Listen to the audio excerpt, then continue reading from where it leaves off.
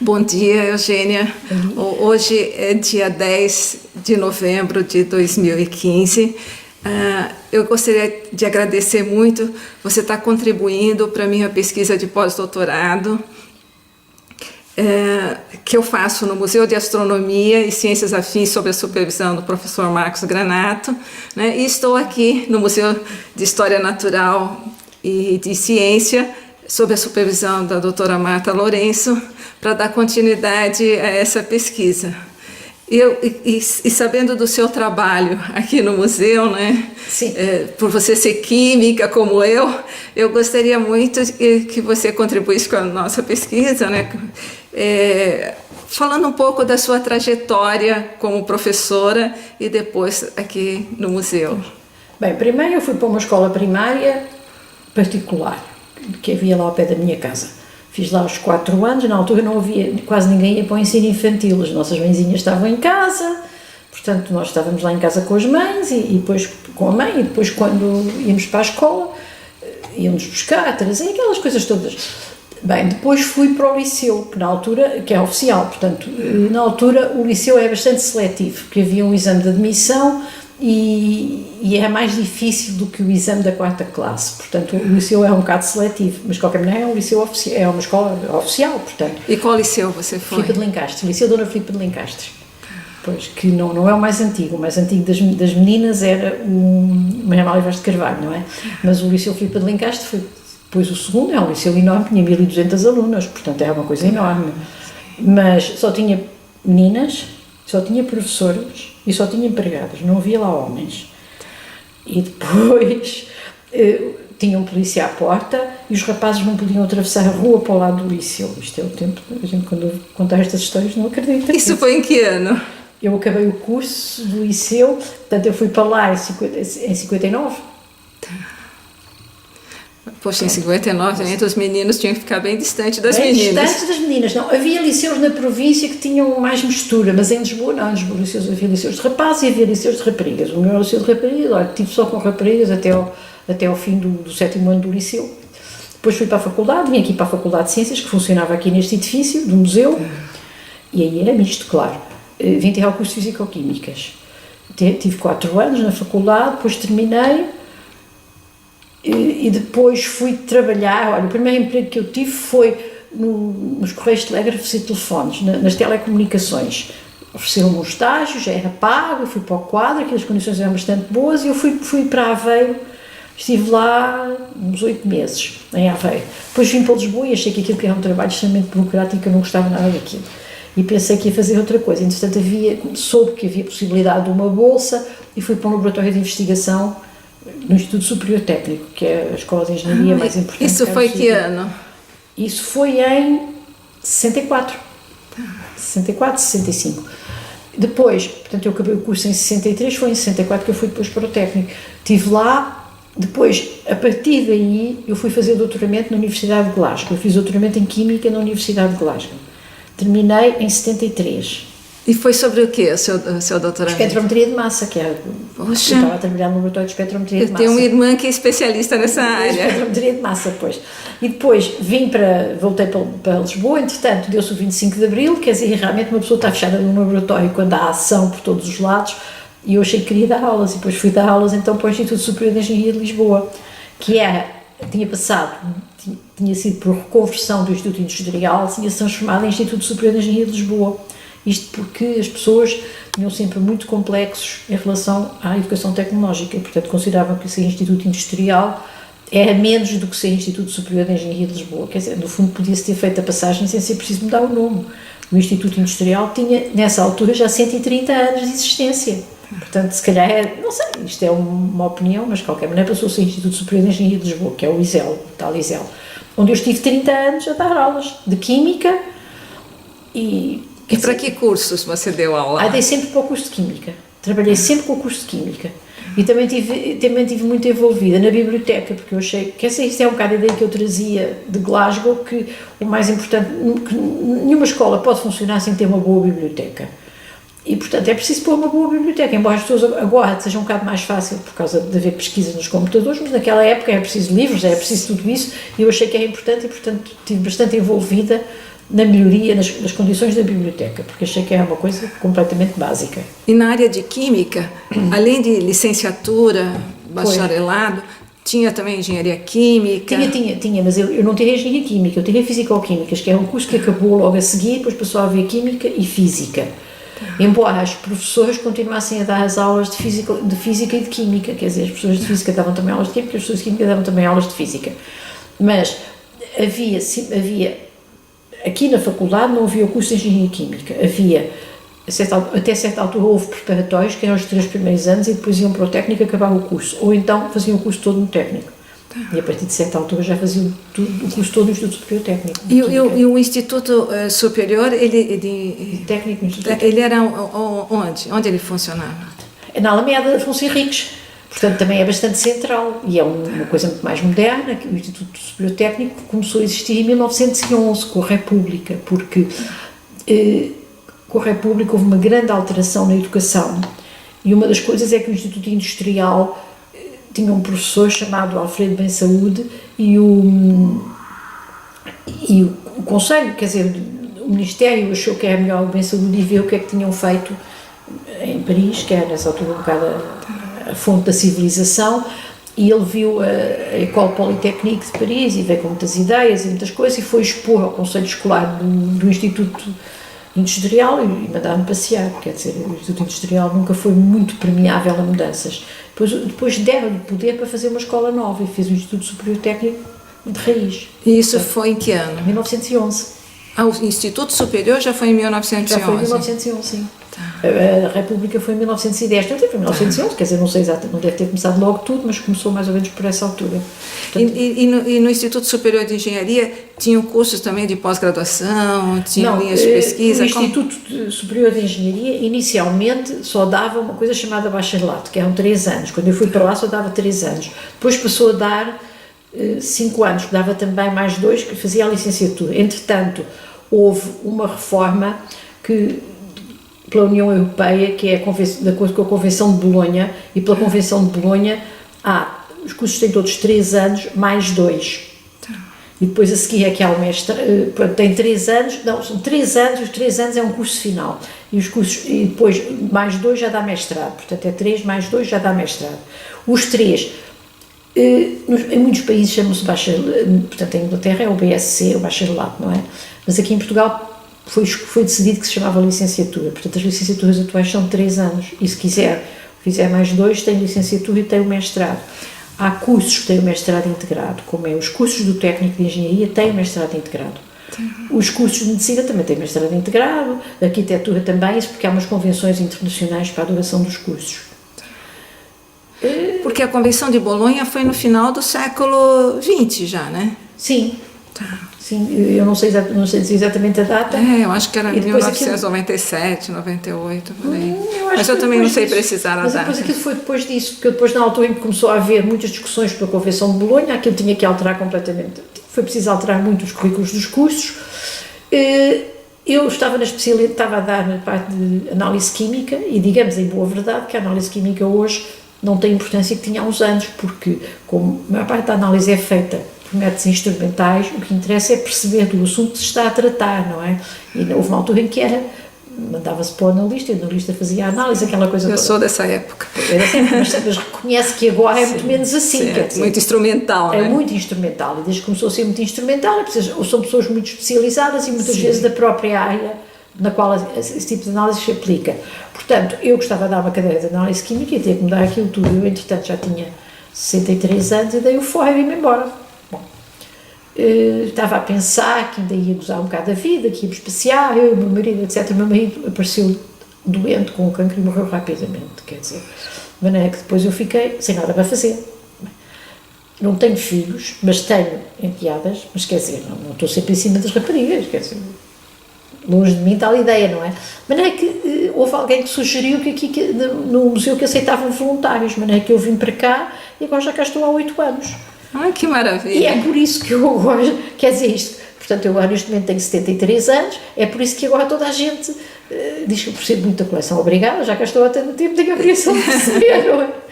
E depois perguntavam a diretora o que é que eu queria fazer, e eu disse que queria fazer inventário, porque eu acho que é interessante estudar as peças.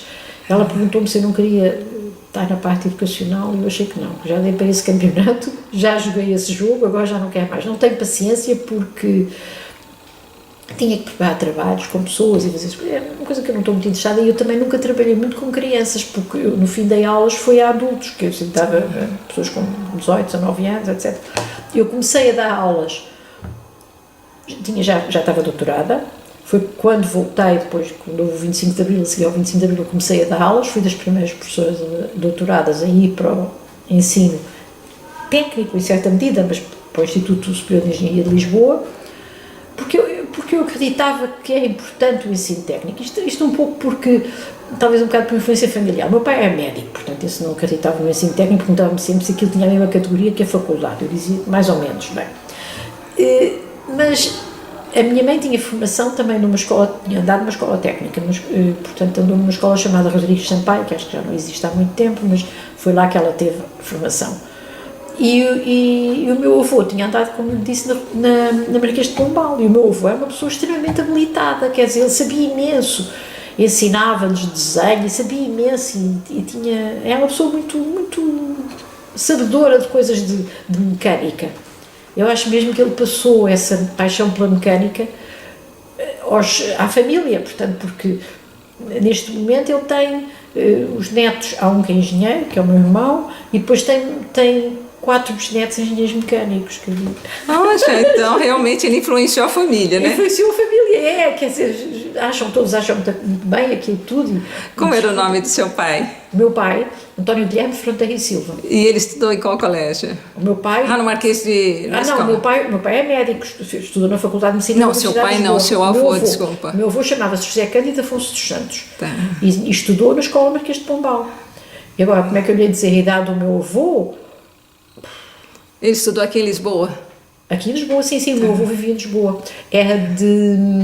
Meu avô vivia em Lisboa, nasceu na zona das Necessidades, que é onde há um dos Palácios Reais. Quer dizer, nasceu nessa zona e depois foi para a Escola Marquês de Pombal, que era ali. Em Alcântara. Alcântara, pois. Onde depois foi a Fonseca Benevides. E foi no sítio da Fonseca Benevides, nós fomos buscar as coisas, quando a Fonseca Benevides saiu dali e foi para um centro escolar que há no alto de... Portanto, no alto de Santa Má, que é onde havia antes o Liceu Dom João de Castro. Eu fui lá fazer recolha de objetos e a Fonseca Benevides, e eu acho que aquilo tinha o mesmo, quer dizer, já tinham feito ampliações e modificações, mas havia buracos no chão, quer dizer, aquilo de vez em quando a gente tinha que ter cuidado, senão tinha o pé num buraco, aquilo estava muito difícil, estava em muito mais condições. Foi o que aconteceu no Paço Manuel também, por isso que fizeram a reforma ali perto do gabinete de Química. Pois. Porque o prédio também é produto natural e vai envelhecendo, né? E eu acho que a escola, a Marquês de Pombal funcionou aí, depois já não funcionava, tiraram daí, depois foi para lá a Fonseca Benevides. E nós fomos fazer recolha de objetos à Fonseca Benevides. Agora, o Fonseca Benevides, quando foi diretor do Instituto Industrial e Comercial, então, eu li que no final do século XIX ele fez um catálogo do museu. Sim. Existe ainda esse museu? Não, o museu não existe. Eu acho que esta coleção que está lá embaixo corresponde à coleção que o Fonseca Benevides usava, porque há um livro de física do Fonseca Benevides que tem a explicação daquelas peças todas e como é que aquilo funcionava, carrega-se neste botão e depois faz-se por ali, quer dizer, eu acho que essa coleção que vem do Fonseca Benevides. Mas que veio do Instituto Industrial. Veio do Instituto Industrial, que é a tal coleção do Isel que eu acho que elas mostraram outro dia. Não, eu vou descer e vou verificar com você agora. Foi essa coleção. Essa coleção, que é uma coleção que eu acho muito interessante porque é muito completa, porque nós apanhamos aqui bocados vêm os microscópios e depois vêm os bocados não sei o quê, aquela coleção cobre a física toda, começa por ter os aparelhinhos de medida, portanto aqueles aparelhinhos todos para fazer as medidas, as craveiras, vocês chamam-lhe, não sei, não interessa. Mas eu vou descer e vou verificar com você. A coleção lá de baixo. E, portanto, essa coleção é muito completa, porque cobre tudo, toda a parte de tudo o que se fez, de tudo o que se dava na física. A mecânica, a termodinâmica, a óptica. que é, e a maior parte das coleções não, a gente apanha para aí uns objetos e depois são todos assim. Não, e é interessante, porque a química, ela foi introduzida nos cursos junto com a física, né? Sim. Então, me fascinou enxergar essa relação, porque eu vejo os laboratórios de física nos liceus cheios de equipamentos, né, e não vejo quase equipamentos no de química, mas eu acho que ao estudar a história, muitos deles, como os cursos começaram assim como práticas de física e química, né, e depois com a evolução da química, daí começou a crescer o número de disciplinas. Sim, e depois e a separação mesmo da física com a química. Mas eu acho que a química, eu ainda fiz química no liceu e tínhamos trabalhos práticos e essas coisas, mas a química, hoje tenho a impressão que se faz muito menos trabalhos práticos de química, e uma das razões é por causa das questões de segurança, porque não se pode usar mercúrio. Já não se usam redes de amianto por cima dos bicos de Bunsen, também não se usam bicos de Bunsen, usam-se sistemas elétricos de aquecimento. Portanto, deixou de se usar uma quantidade de coisas, um bocado por razões de segurança. Por exemplo, nós não temos instalações de gás, agora nos laboratórios de química são montados sem instalações de gás, que é uma coisa que é impensável há uns anos. Portanto, mas por uma questão de segurança, não tem instalações. Eu não sei que esta gente tem tanta segurança que não vão morrer, mas pronto, eles acham que não vão morrer. Mas os cuidados com a segurança são uma coisa impressionante. E depois, há uma série de compostos que têm perigo. Já não vou dizer que eu, quando fiz química analítica, havia uma aula inteira a pipetar cianeto à boca, não se usavam as pompetes. A gente pipetava com a boca, pipetávamos cianeto. Não engolíamos, mas pipetávamos. Metíamos a boca na pipeta e chupávamos. E depois parava no traço. E as pipetas tinham uma bolinha de segurança. Mas quer dizer, isto é uma coisa, hoje ninguém imaginaria. Porque na época que eu estudei na química, 2 alunos faleceram. Pois. Assim, em épocas diferentes. Então, eles tiraram o cianeto também do laboratório, isso na década de 70. Mas a gente sabia do perigo que era, que não era nem para cheirar de perto, então se utilizava na capela com maior cuidado, né? Mas você tinha que usar, porque tinham reações que você tem que usar o cianeto, senão como é que você vai identificar? Mas quer dizer, o cianeto ainda é uma coisa. Depois também havia reações na química orgânica, há imensos compostos que são produzidos e que eles fazem síntese de compostos em química orgânica que são altamente cancerígenos, sei lá, os benzenos, que a gente brincava com o benzeno, hoje, portanto isso na química os trabalhos foram todos um bocado limitados e depois começaram a fazer trabalhos com parte instrumental, quer dizer, faz uma solução e depois dilui-se a solução, depois leva-se ao fotómetro ou ao espectrómetro e faz-se aquelas medidas e quer dizer, a química tem pouca que é por causa daquelas coisas que são altamente perigosas. Nós fazemos, quer dizer, muitas dessas reações é obrigatório fazer vocês chamam de capelas, nós chamamos lotes, que é um nome inglês ou coisa do tipo. Portanto, é preciso fazer aí. Mas mesmo assim, às vezes há cheio no laboratório. Sem dúvida. Não, e é perigoso. E é perigoso. Portanto, eu fui acompanhando a retirada do benzeno dos laboratórios e os porquês, né? Verdade. E também há outro perigo que é, em alguns casos, haver explosões. Há compostos que, quando são aquecidos, quer dizer que havia, de vez em quando acontecia um desastre. Mas por isso que a gente faz as práticas. Exatamente. Não, e acompanha as práticas, define, ensina sobre os riscos. E tem que se ensinar os riscos. Tem tanta literatura sobre isso, né? As pessoas têm que lidar com as coisas, não é? Agora, é complicado. Portanto, e eu acho que o Esteves de Carvalho deu aulas de laboratório de química e ultimamente deixou de haver. Havia laboratório de química num curso qualquer no 12º ano e agora deixou de haver, já não há laboratório de química. Então, e como é que você vai formar químicos sem prática? Não sei. A mim já me apareceram químicos sem prática. Não é? Mas é muito mau. É, claro, sem dúvida. Olha, professora, eu quero agradecer muito você ter fornecido, né, essa entrevista, né, ter me dado essa entrevista. Deu para compreender a sua importância aqui no museu, porque que todo mundo fala para falar com a Eugênia, né? Porque além da sua formação, né, toda dedicada, então é uma sorte para o museu realmente poder contar com o seu trabalho aqui. Muito obrigada. Obrigada, boa tarde.